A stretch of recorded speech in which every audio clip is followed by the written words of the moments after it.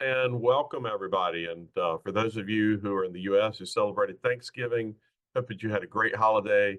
Seeing your smiling faces certainly reminds me of the many blessings in my life. So it's good to see you all. I want to thank Cookie Billings, Chief of Staff, who helped get us all organized today, as well as Chris Justice, our MC, and Sean Patty, who we rarely see on these calls, but is in the background producing everything and making it all go smoothly. So thank you to all three of you. Today, we're going to be focused on our hurricane response and the many responses that have been taking place really since the very beginning of this Rotary year.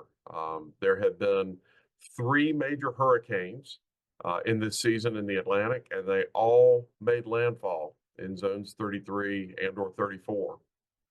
Of course, we are people of action. We don't just stand by when something like this happens. We dig in and we help our communities first get relief and then start to work toward recovery. So we're going to feature that today. I think it's an important story that volunteers across both of our zones and really across pretty much all of the geographic territory of our zones have been involved with. So first part that we're going to focus on will be the response to Hurricane Beryl.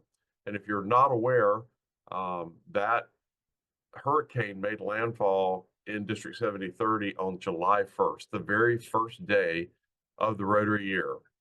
It was a record-setting storm in terms of how early it formed as a Category 5, the earliest on record, and it made first landfall in Grenada, the northern islands of Grenada, particularly as a Category 4 with 150-mile-an-hour sustained winds. Just devastating, particularly to Grenada. Lots of damage, though, in St. Vincent and the Grenadines, Trinidad and Tobago, Barbados, other areas.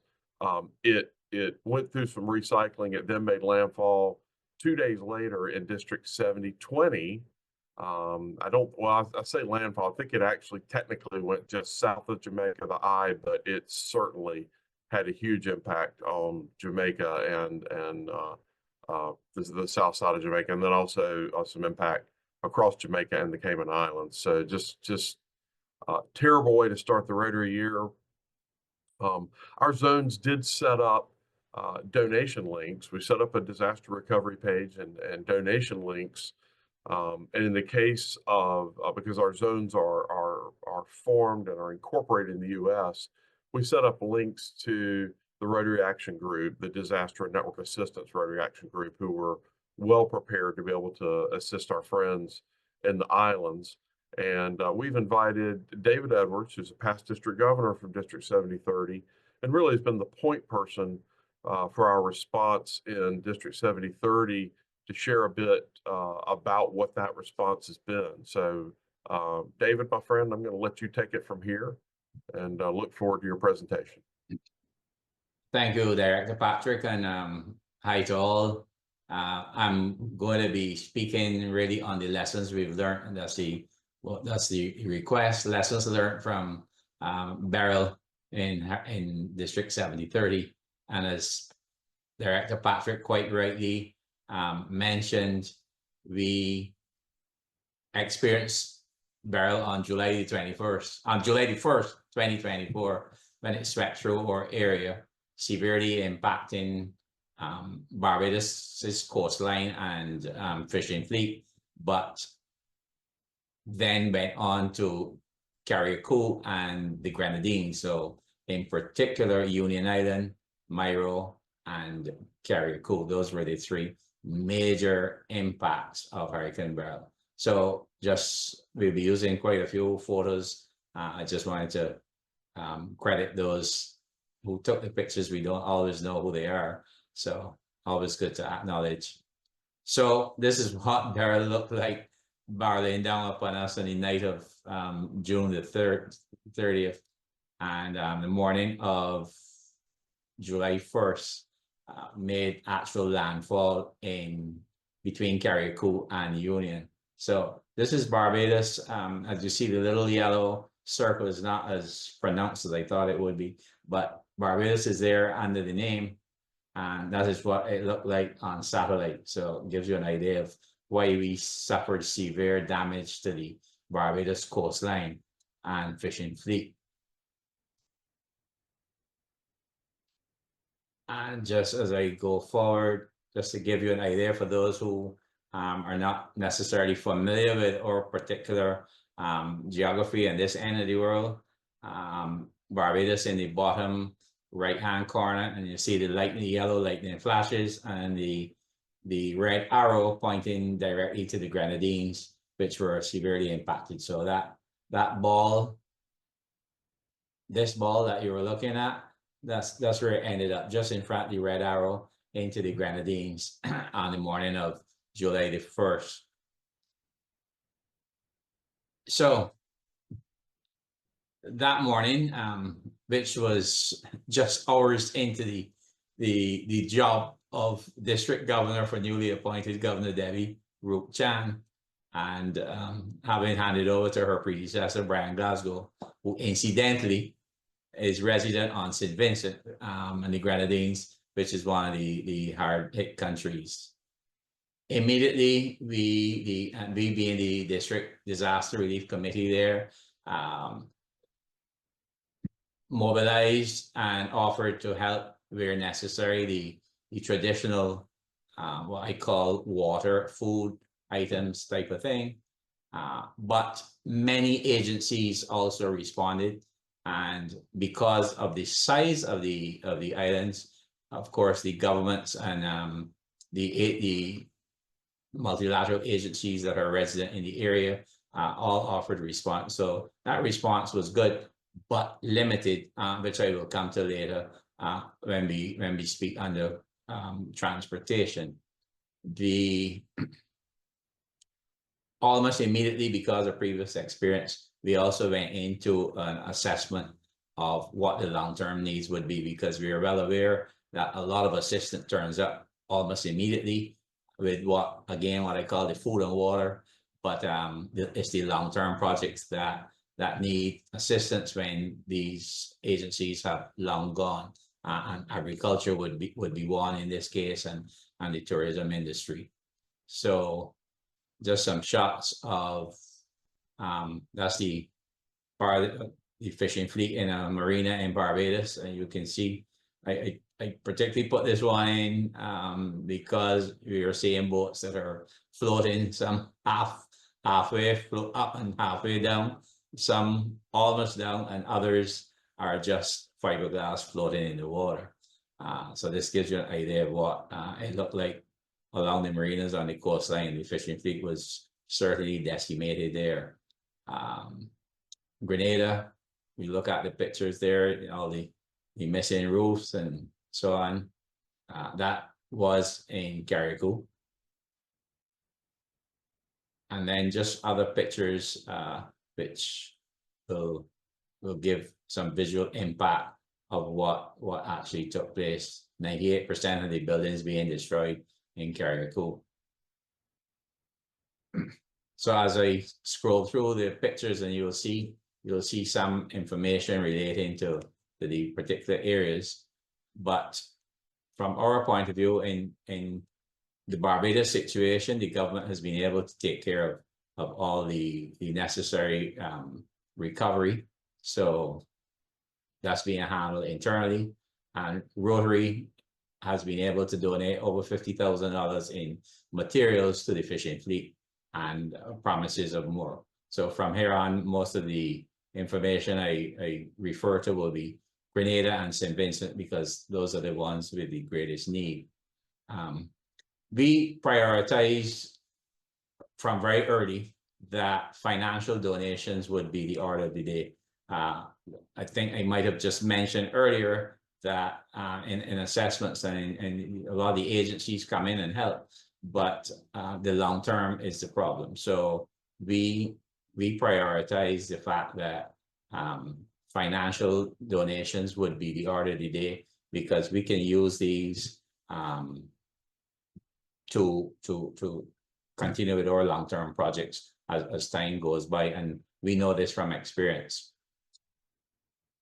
Our problems with transportation in these small islands was possibly the biggest problem of all, because in most cases, the islands are not accessible by major aircraft. Some of them do have airstrips with smaller planes being able to land. In the case of both Union and Carriacou, that were major problems. The airports were out for a while before visual reconnaissance could be done and have some clearing done to get even the small planes in. But of course, those small planes are not able to take major amounts of goods on them. So most of the transport is by boat, and of course, take Union Island, for instance, is a 4-hour trip by normal ferry from the mainland. So it's not as easy as it sounds, and actually getting the ferry, which because of the nature of hurricanes, they have to move out of the area before the hurricane, and some of them went south to Trinidad, and some went north as far possibly as Dominica. So they are not immediately available then the next morning, type of thing. So it really is very difficult with transportation. And when I come to express my opinions at the end, I will deal with that.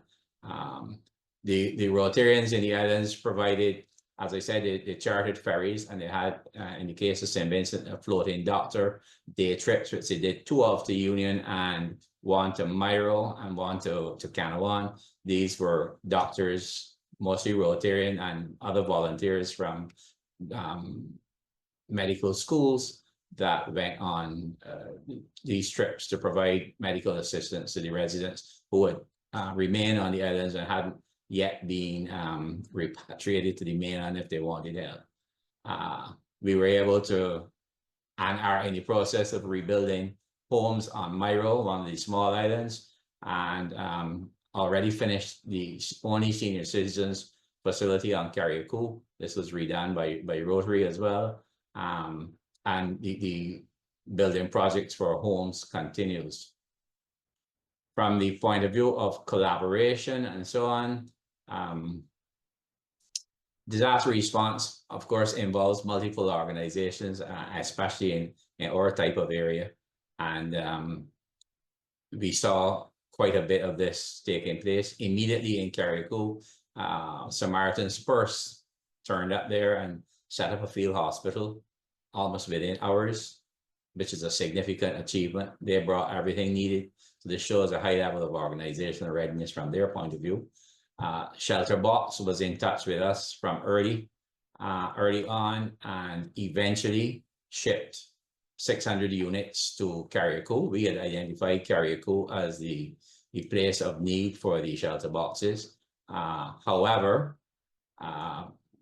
they did not arrive until 7 weeks post-disaster, which meant that many were not as needed at that time.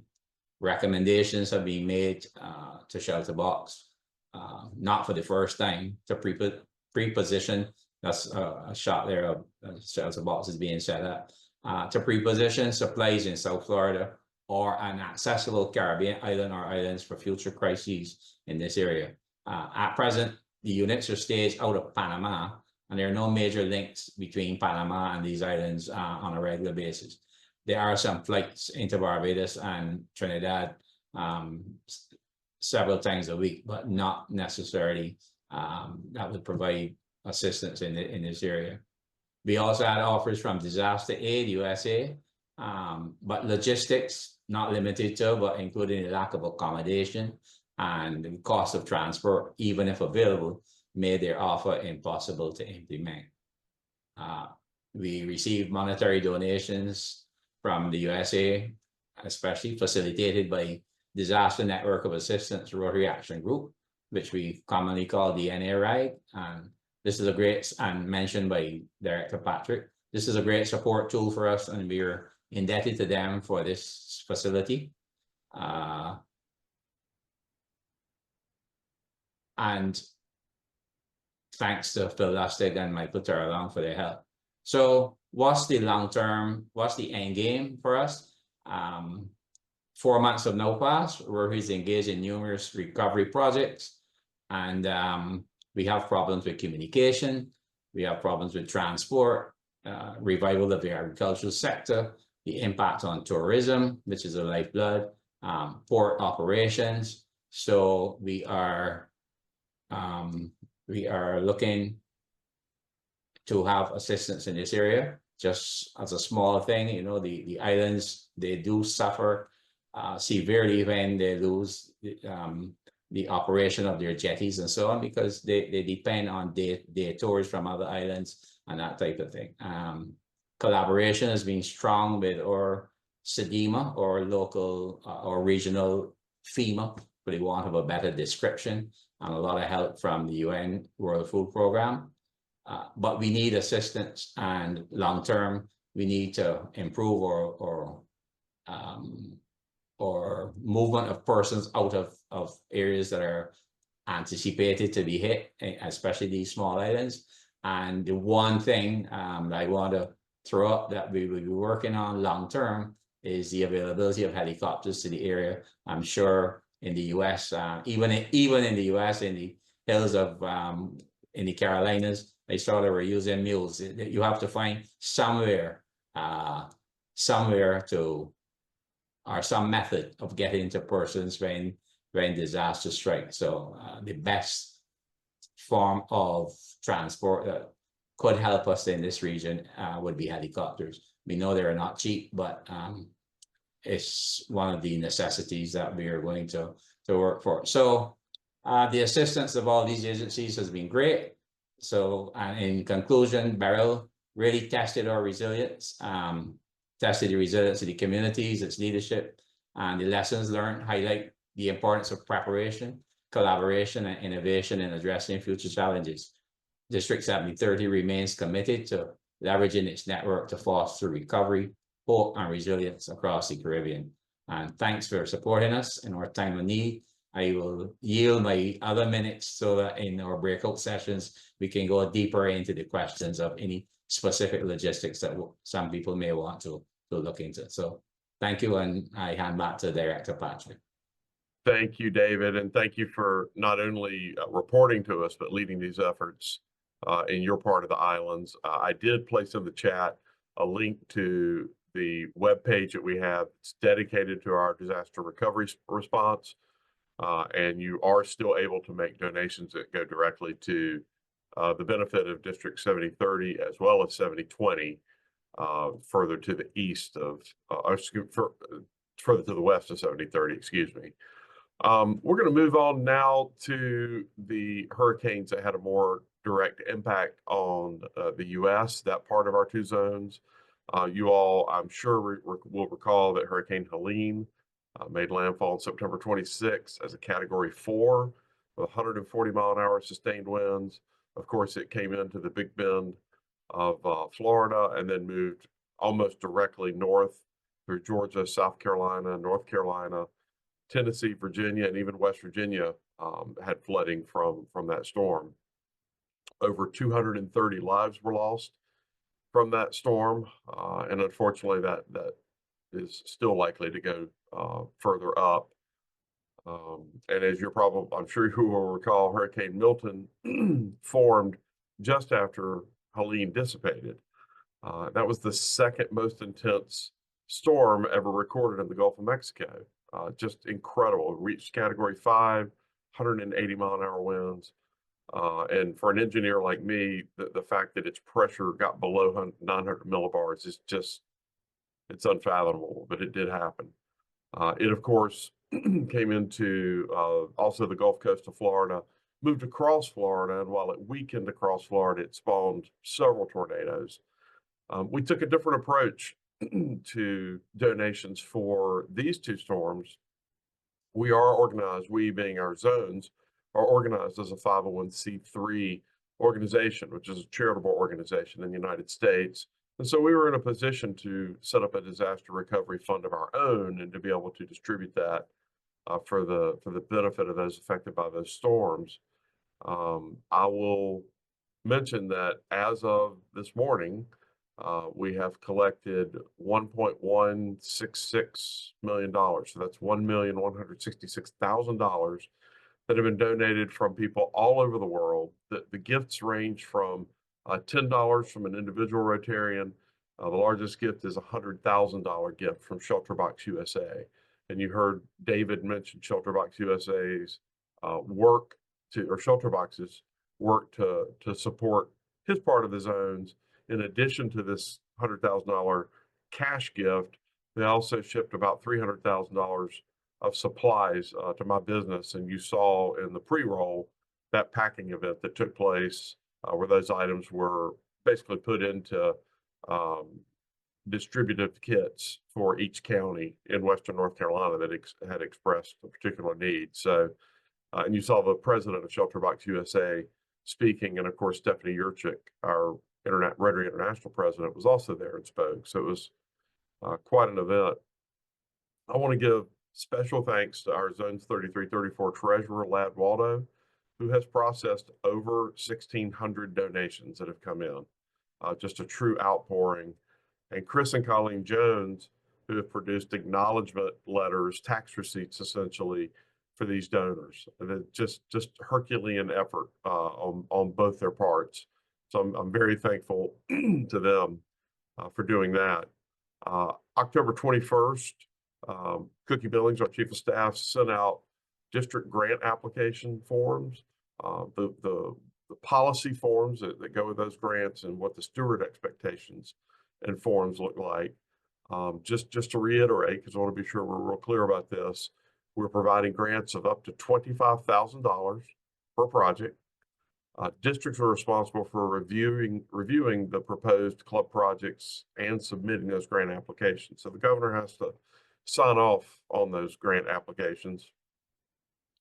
The grant it functions much like the Rotary Foundation district grant program, meaning that districts are responsible for collecting all the expense documentation, submitting the final reports, and definitely like the district grant program in that we were only funding projects where Rotarians and Rotaractors or Rotaractors are directly involved in a hands-on way.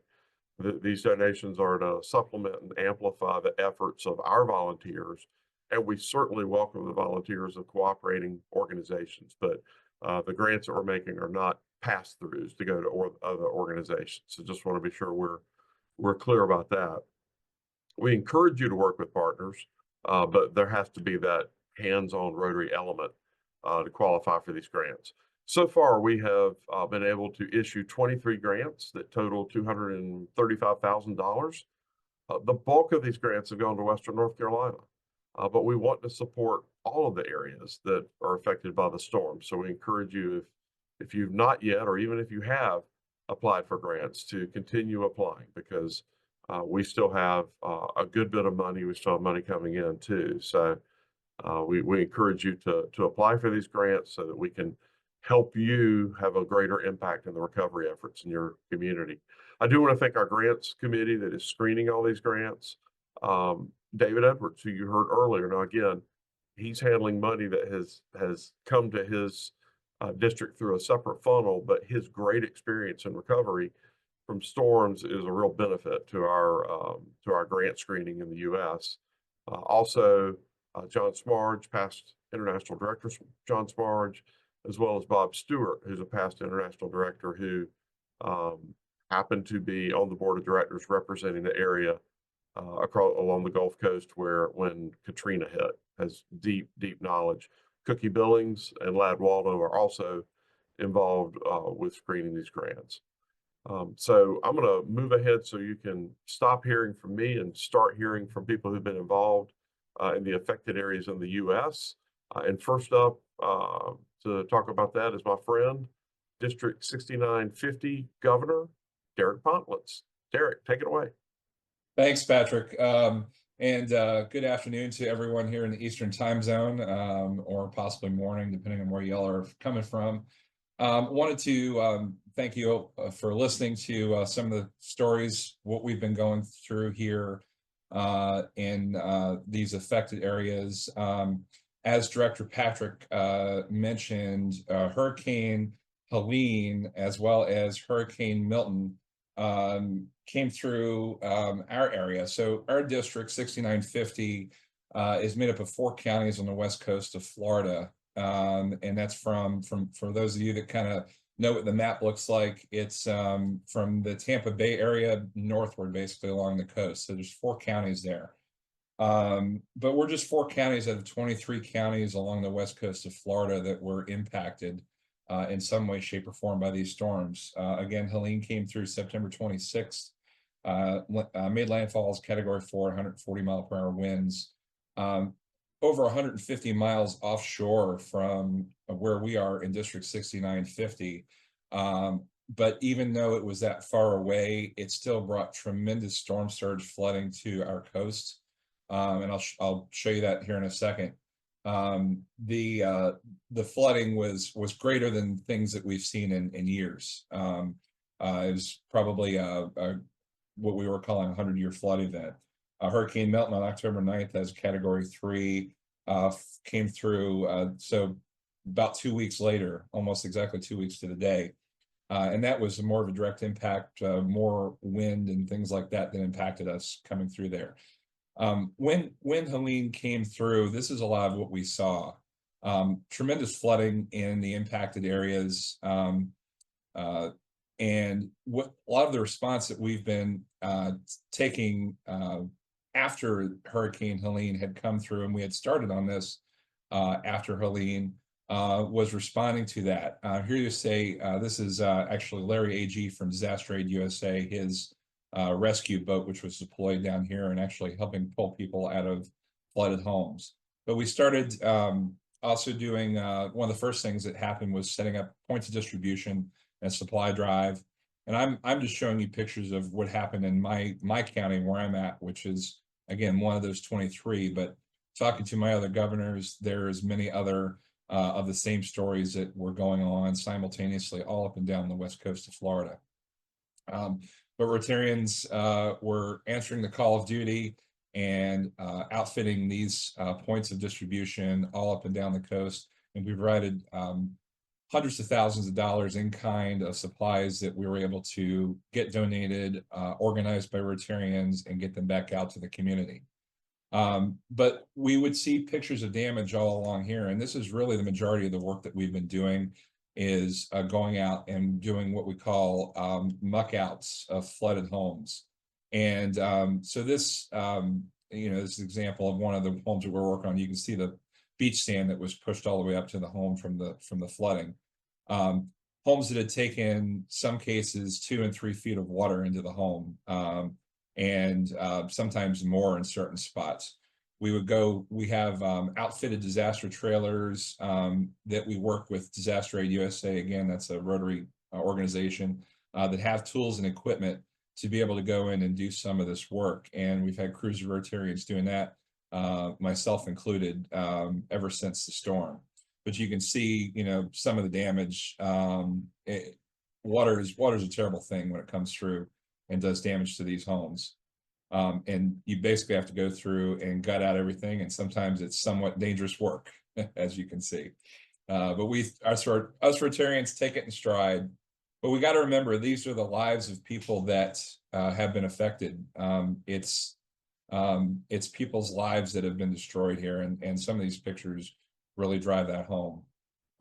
You can see this home was actually a home from a river that flooded, and there was 3 feet of water in the home for 21 days. And you can see the mold that it had grown inside the home that we were in there mucking out.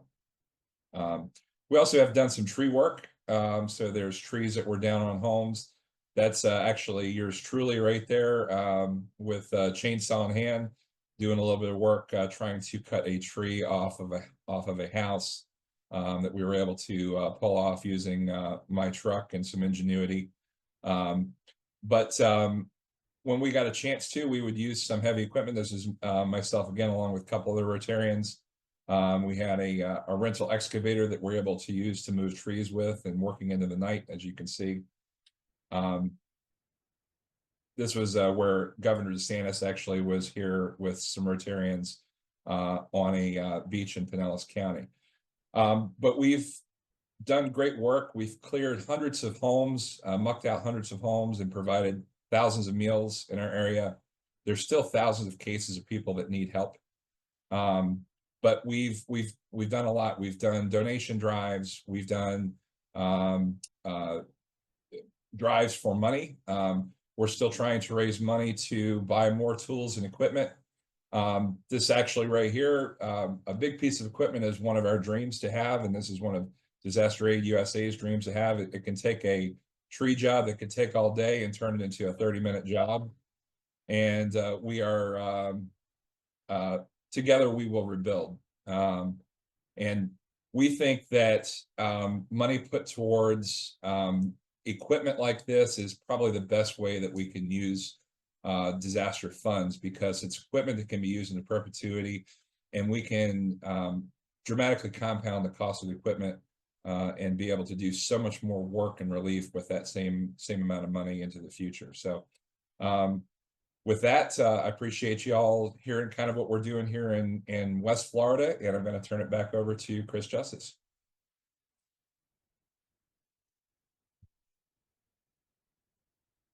Well, Derek, thank you so much. Sorry, it took me a second to unmute myself. Button didn't want to work. Thank you so much for that. In watching these, you guys just absolutely personify people of action. I'm going to turn it over to another person of action, good friend of mine, and somebody that has just worked tirelessly, ever since Western North Carolina was hit. So with that, my friend Dan Quinn. Chris, thank you. Before I jump in, I wanted to share that with purpose, I've not included all the difficult photographs. For those of you that have been to or live in Western North Carolina, for everyone else that has seen this on the TV or video, there are no photos that show the depth and magnitude of what's happened in North Carolina. This was a flood truly of biblical proportion. The creek where we were working in Creston, not a river, crested at 58.5 feet. This is a creek you can normally get across without getting your ankles wet. For us, in my home, Helene arrived in full force at about 7 a.m. on Friday, the 27th of September. And by 4 p.m., she was off to Tennessee. We gathered our chainsaws, and along with our neighbors, we cut our way out. By the 28th, we'd cut a path all the way to town. Our power was out for 9 days, but our home and most of our neighbors' homes, relatively little damage.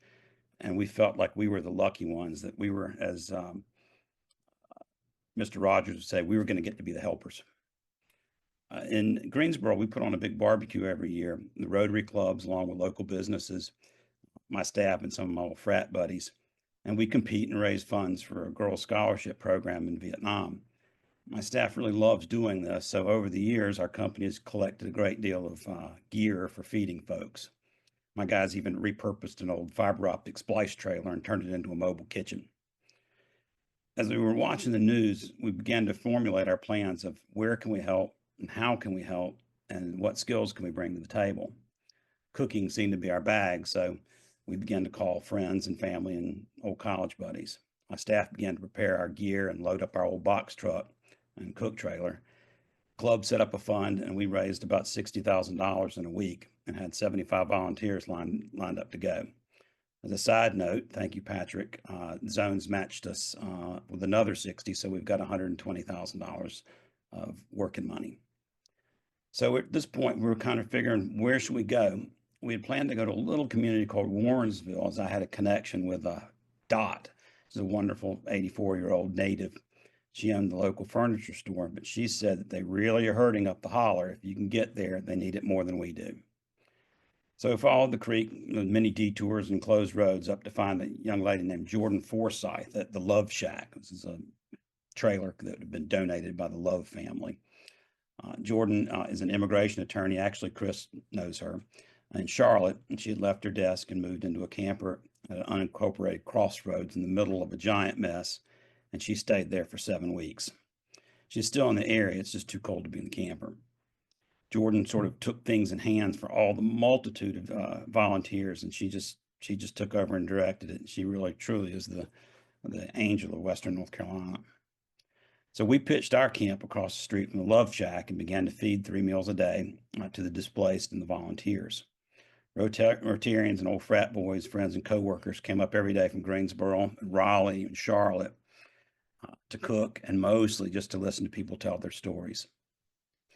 We, the helpers, we were transformed. No one wanted to leave. And when they had to, the quote was, "I'll be back as soon as I can." Guys that came up for the day went home, packed a bag, came up for a week. What they were doing was important, it was impactful, and it fed their souls. And I can tell you, grown men can't share this experience with a dry eye. But the locals we met, oh my goodness. I had 3 little girls, they're too young to be in the creek trying to clear log jams or mucking out houses. They were our cheerleaders. They were sat on top of an old fire truck and got all the dump truck drivers that were coming by every 2 minutes to blow their horns and writing sweet thank you notes. I got a note from one young lady. She had lost her home. That little donkey is right there by her house that you're seeing right now. Her home, everything in it, family car, everything had gone down the river. They were living in a tent right in front of that donkey, and I got a thank you note from that young lady. So after a couple weeks of cooking, we figured that we were pretty stable there and began shifting to grant writing. The Teetermans, a single mom and 2 young kids, were living in their shed. The Mennonites were willing to do the labor to make it habitable for the winter. Rotary bought all the materials. We needed a place to store materials, so we partnered with Dot, I spoke of earlier, to rebuild her warehouse. We'll share the space using it to store building materials for her neighbor's recovery. Once the warehouse is in place, we have another grant to stock it with all the materials that have been requested. Some HUD houses underneath the superette need to be rebuilt, so we jumped in and we have 4 homeless families. Again, Rotary funded the materials, Mennonites are doing the labor. We started an Amazon Christmas wish list for the families. The parents sent kids requests from Santa. We filled the list in an hour. When we first arrived on scene, we said, "What do you need?" And we couldn't get anybody to say anything. North Carolina mountain people are very proud, very self-sufficient, and they're accustomed to being the helpers. Trust was built, and over time, the requests for help began to come in, but it was always, always for my neighbor, not for me. I'm not sure what the takeaway from all this for the families affected or for those that have served is going to be, but for me, it's a soul full of gratitude to have been allowed to be a helper. My experience has been 100%. People at the worst of times rise to the very best, and Rotary is the boat that lifted them. I'm grateful for the time to share this with you today. I'm grateful for Patrick Eak's leadership in getting zones 33, 34 funds together and available to support all these projects. Most grateful to all the Rotarians, my staff, church groups, frat buddies, friends, and what you guys wouldn't imagine, the hundreds of guys that came from all over the country that just got in their trucks and they drove up to Western North Carolina and said, "How can I help?" And again, just such admiration for our mountain neighbors and their grit. It's been an honor to work along with them. I'll finish this up right quick. I'd written this down because I didn't want to forget it. If you're looking for the best possible place to spend the last 6 weeks of an election cycle, highly recommend a place with no phone or internet connectivity. The work will continue for a very long time in so many ways to help. You can reach out to me. I'm sure my contact information is in here.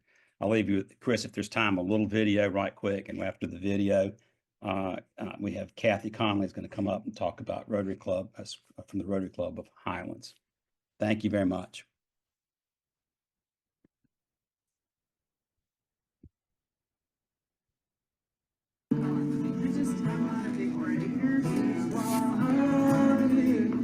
Thank you again for all you do. A pleasure. We've had a great time.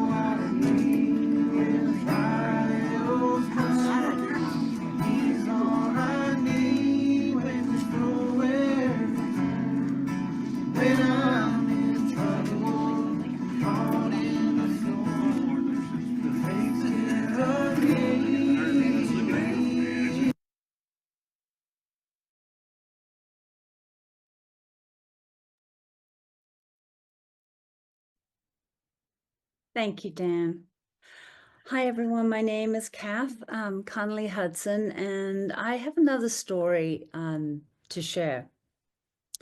I'm going to tell another story about how Rotarians came together in the face of this disaster. Just one of the many Rotary response stories that you will hear. I live in Highlands. It's a small town in western North Carolina. And we were really spared the total devastation around the area. We're in a high elevation, so no floods. But like a lot of people, you know, we had to dig our way out, as Dan said. Highlands didn't get power for a week. But by that time, we had already had a Rotary Disaster Response Distribution Center set up in town, and we had already sent our first truckload of supplies to Marshall, North Carolina. So this right here, when you see these receipts, the first thing we had to do was go shopping. There were no supplies here. And then there was a sense of no one wanted you to buy the small amount of supplies we had because we needed to save them for the people there. So those Rotarians I could connect with, they came together quickly. We drove down to the Atlanta area in Georgia, and we brought up supplies to send out. So this is us 5 days after the hurricane loading up our first truck. At this point, unless you had satellite internet, you didn't know what roads were open. You didn't know who could accept supplies or where the greatest need was. You just knew that it was bad out there. Our club, which is Mountaintop Rotary of Highlands, teamed up with the other Highlands club. So there's 2 clubs in Highlands, and with their president, Randy Foster, we put a plan together of what are we going to do after this truck. So this is just a little quick picture here. These are the wonderful people in Beacon of Hope. This is in Marshall, North Carolina. And this was the very first delivery. And at that point, it was just basic supplies. People just needed water and food. But by the end of that week, we had set up a distribution center in an empty bank building in Highlands. And I had reached out to our AG, Bill Swift, and he was setting up a distribution center in another town about 30 miles away in Franklin. And so this is, I think many of you had mentioned, but this is when we really just saw the power of Rotary and people. People drove up. We had Rotary clubs from Florida do drives and come up, and then we became sort of a stopping area where they would unload, and then we were working within the district to figure out where to send supplies. So that little the bottom left corner, those 3 women there, they were not Rotarians. They were just there were a group of 5 women that just got together. They live in Atlanta, and they brought a big pickup truck full of supplies. But that just happened day after day. So it was wonderful. We really did depend on when the district started to come together. Alex Portelli would send out emails with contacts, and then we had a small contact team, and then with that team, they were trying to figure out where we would send the next shipment to. But what was happening, and I'm sure this happens in every disaster, and I think David mentioned it too, the needs change rapidly. So you hear there's no water, you're trying to get a tractor trailer full of water. By the time you organize that and pay for it and get it going there, they've already said, we've got water, now we need, chainsaws. So that was just a constant part of the process.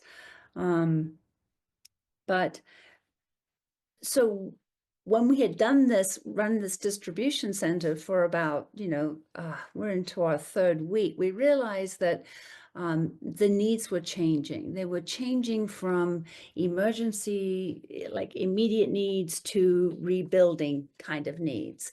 So Randy Foster and I, started reaching out to some of these areas, and we reached out to Reed Duncan. He's the president of the Spruce Pine Club, and he actually told us that heat would be something that people really need.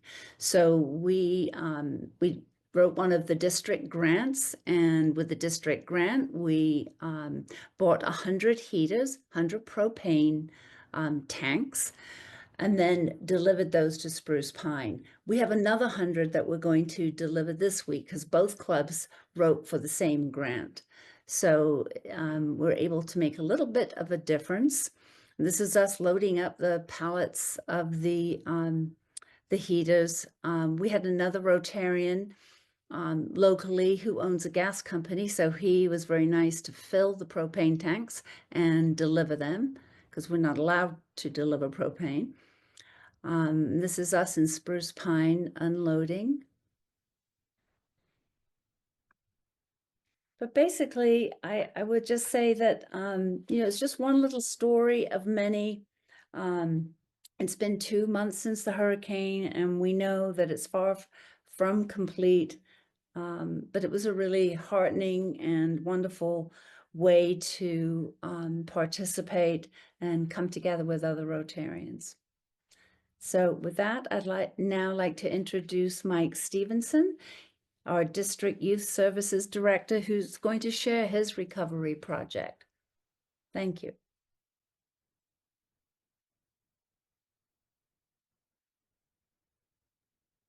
Well, good afternoon, everybody. I'm glad to have an opportunity to tell you a little bit more about what's going on in District 7670 here in North Carolina. I want to talk about our club's approach to this hurricane event, and more particularly our approach going forward. Of course, when the hurricane first hit, we sent people everywhere. People were out at all the distribution centers and dealing with those individual and immediate needs that so many people had right after the hurricane hit.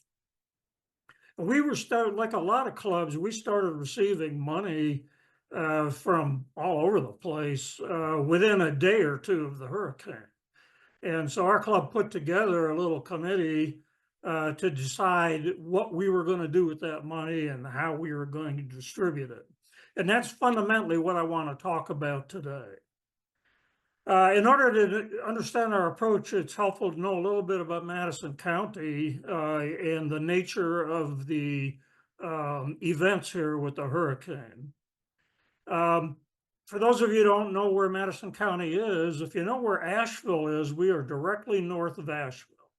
If you were to drive about 15 miles north on I-26, you'd come to Madison County. If you were to drive another 15 miles, you'd be in Tennessee. So we're the kind of county that separates them. Unlike a lot of counties, particularly rural counties in the mountains, Madison County does not have one dominant city.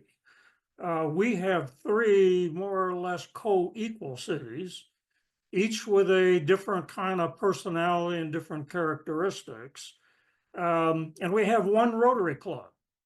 And our Rotary Club tries to serve all those cities. So we have 3 towns here. The first town I want to talk about is Mars Hill. That's where our club is stationed. That's where we meet. Mars Hill sits on a ridgetop, and it suffered virtually no damage from the hurricane other than power outages and a few trees down. So it was in good shape. However, the other 2 towns are on the French Broad River or tributaries of the French Broad River. And there was plenty of damage done to those towns.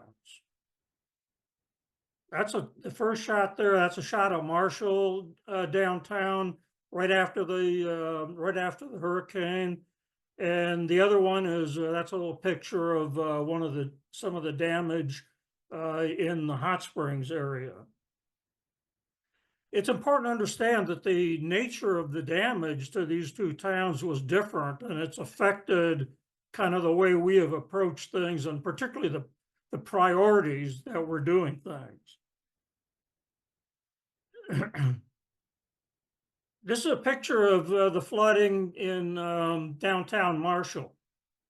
Downtown Marshall sits literally right on the banks of the French Broad River. The French Broad River is right behind these two buildings that you see on the right, separated only by a railroad track. And what that meant is that when the French Broad River overflowed its banks, it came raging right through town with a lot of velocity. And as you can see from this picture, a lot of water. If you look at what happened in downtown Hot Springs, you see a little bit of a different story. The water came up in Hot Springs too, but it did not come up to the same level. And it did not rage through town in the way that it did through Marshall. So the nature and the extent of the damage that resulted from those two circumstances was considerably different. That's kind of what downtown Marshall was looking like a day or two after the hurricane, when people started to clean out their buildings. And in downtown Hot Springs, that's a day or two after the hurricane down there. And a lot of the damage at Hot Springs was done to the roads and the infrastructure in town there. So our club's approach has taken these two things into consideration. The first thing we realized is that immediate needs were being met by a lot of organizations. We're rushing in, including Highlands Mountaintop Club and many others, with water and food and those things that needed immediate attention. So we kind of decided that what we were going to focus on was a little bit longer term and focus on the businesses in Madison County. So what you're going to hear me talk about are the two business areas that were most affected by this and what our plans are going forward. First of all, we meet in Mars Hill, and these other two towns are a distance away from Mars Hill. Marshall is about 15 minutes away, but Hot Springs is more like 40 minutes away. And so we realized right away that that there are organizations in better position than ours to assess the needs of the businesses and how to support them. So what we have decided to do is partner with a couple of these organizations to assess the needs and to get the money out to where it's most needed. Because of the difference in the quantity of damage, Hot Springs got to a point where they could use some of the money for building supplies before Marshall did. And this is the first building we decided to help out. This is the Hot Springs Welcome Center. It took 2 or 3, 4 inches of water into that building. So the first thing that happened is that with the help of the Pisgah Forest Interact Club and the Mars Hill Rotary Club, we sent work crews out there to do some demolition and some mucking out. I went past a picture a little earlier that showed some of the mucking that went on in downtown Marshall. So after that was done, then the next thing that was needed was sheetrock and insulation in that building. So we got another crew there involved with interactors and again, Rotarians from other places. Guy Gooder from the Franklin Club was organizing work crews, and he sent a bunch of people out here to work on this building. And so there you see them putting in the insulation and the sheetrock and working a little bit on the trim. So that's the point that building is at now. It's waiting another work crew to come up there. This was the first $1,000 out of the grant that we got from the zone fund that we used in support of this building Going forward, we'll be working with the nonprofit organizations that were founded in both Hot Springs and Marshall, and using them to help assess needs and priorities so that we can get our money out to the right places. With that, I'll turn it over to whoever is next on the agenda here. All right, thanks, Mike. We're going to do a lightning round of what's coming next, and then we were going to get you to breakout rooms. And again, apologies for being a little bit long today, guys. We do want to give you a couple of minutes in breakout rooms, so we're going to set that time at 10 minutes. When the breakouts open, those will automatically close down and no reason to return back to the main room.